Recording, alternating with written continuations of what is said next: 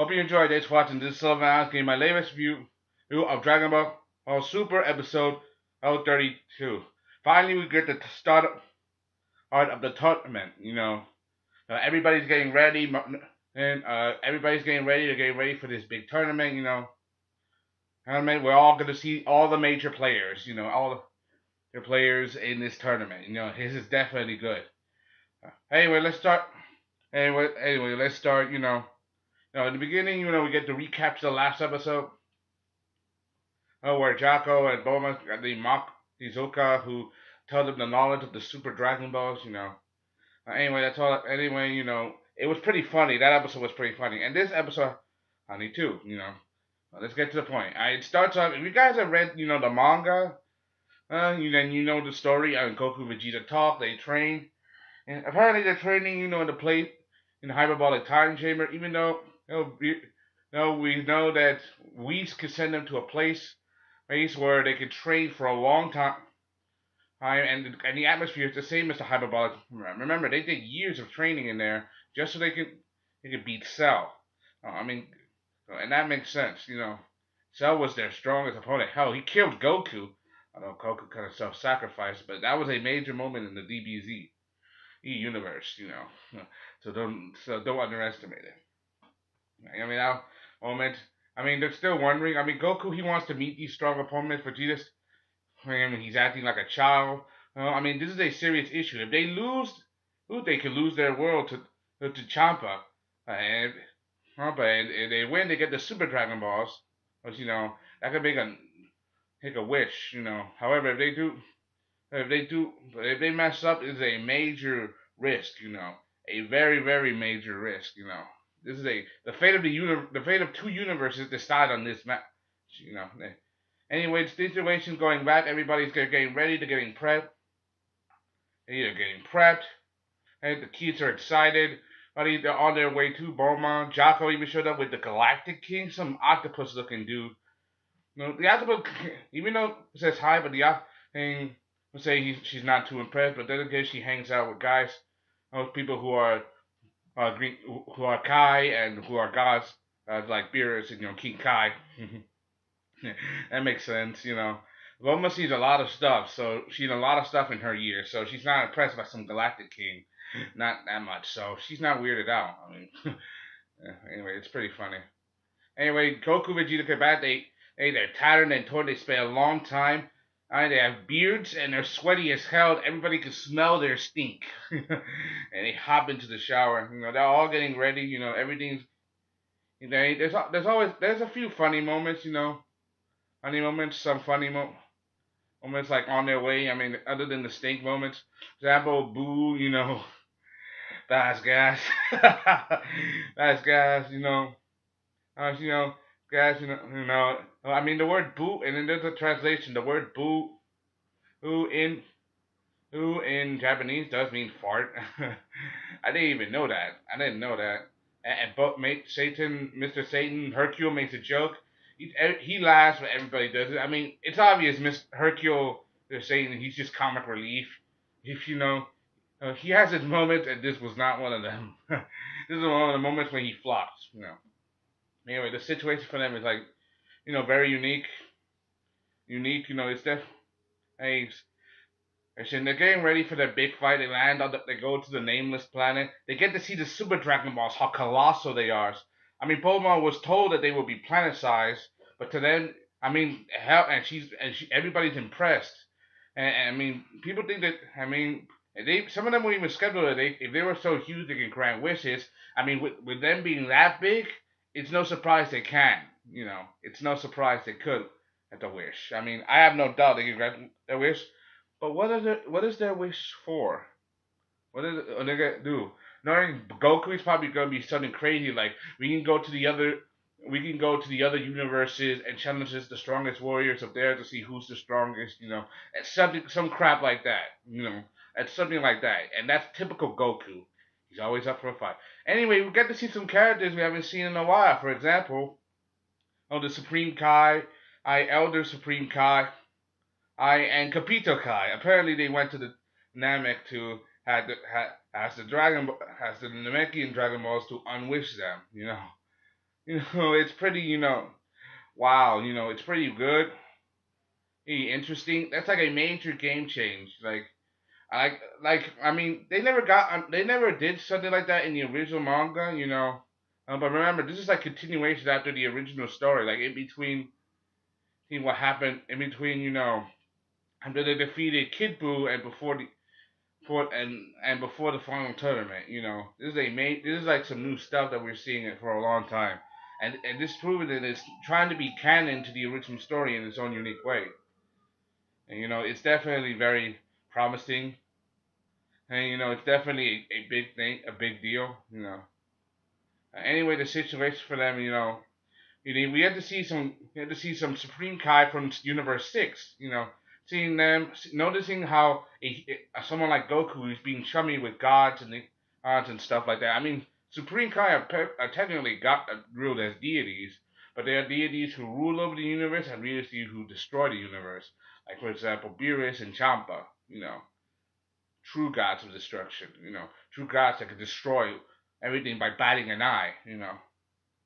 No. Anyway, Beerus and Choppa argue a little bit, some few things. For one thing, the Super Dragon Balls, we noticed that Champa was earlier in episodes, like he was searching for Universe 7, even though it's not his universe.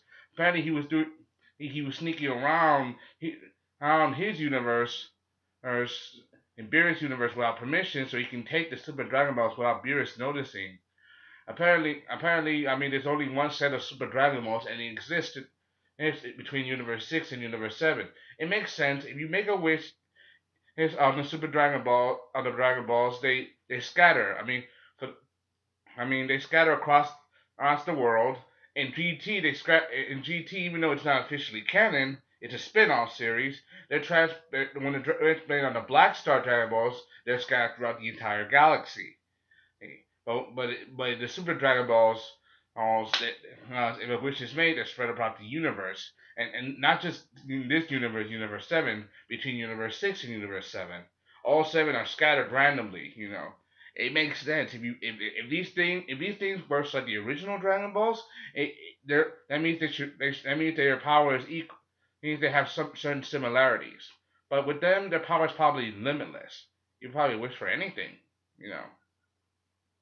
Yeah. Anyway, they go through lots of things. They go through the written test. They try to, and, there's certain, like one of the things I like. One of the things that I noticed is in this episode. We get to see Madeko. Madeko. The strongest fighter that Beerus said. The one who's supposed to be stronger than he is. We get to see Madeko. I'm sorry for being around the bush. We get to see him face to face. He's such an odd-looking character. The fact that he's supposed to be the strongest, and Beerus has already said words-wise that he is the strongest. So okay, so that's pretty interesting. Especially with his features. I'm not gonna say what it is because it's better that you watch.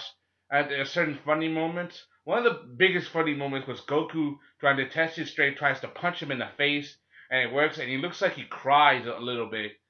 I mean, he took Goku's punch. Well, that means he didn't die, or got knocked to the ground, but he still cried. I mean, and his face is all better after for a little while. And Beerus confirms that he's the strongest. I guess I mean, we get to see him face to face as a character, and everybody's doubting him because they don't feel his energy. But then again, you don't necessarily feel the energy of the gods, or beings close to them and powerful things like that. If he can match wits with Beerus, that means he's something, That's all I gotta say about that. Anyway, we get to see some more story, add to the story. We finally get to see some of the fighters from Universe 6.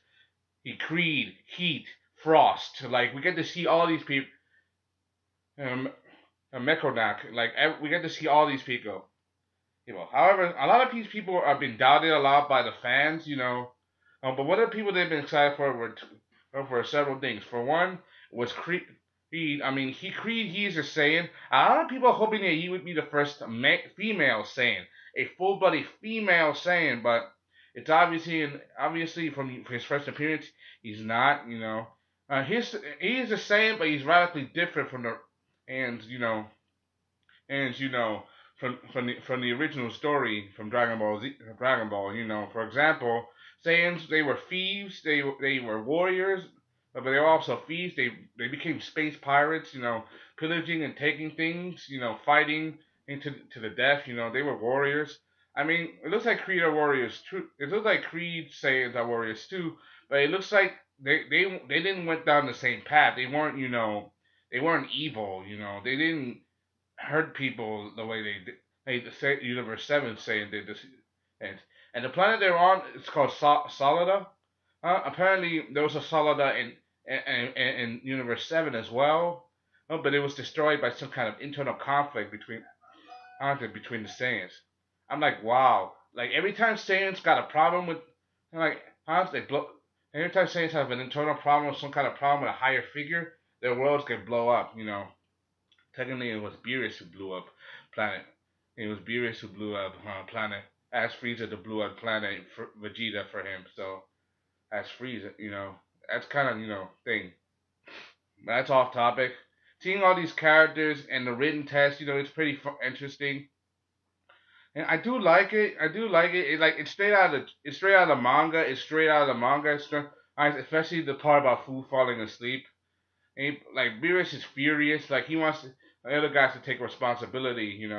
I wish that Gohan was a part of this. But he couldn't make it. I know he retrained with Piccolo, trying to do his best to be strongest. Hell, you could have let Gohan do it. Hell, you could have let Goten and Trunks do it. Well, as Gotenks, you could have let Gotenks take Boo's place. But with those boys being immature hotheads, it would be very problematic. Very problematic, and we don't even know they're gonna write them into the story. It's definitely very complicated, and right now they're dealing with a very a delicate situation. Anyway, it starts off, Boo's knocked out. The other's gonna be taking his place. That means somebody has to fight twice. You know, that's I hope that Goku probably he probably didn't think he's so strong. He probably take them on by himself. Vegeta too.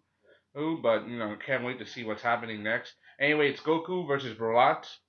Bulat, that bear-looking dude. The gold bear-looking dude. Boruto, and that's pretty interesting. I want to see how this works. If you guys read the manga, you know what I'm talking about. Those you haven't, those you haven't. It's definitely a good story. Can't wait to see what happens next. Hope you enjoyed. Thanks for watching. Hey, you. This is Solo now.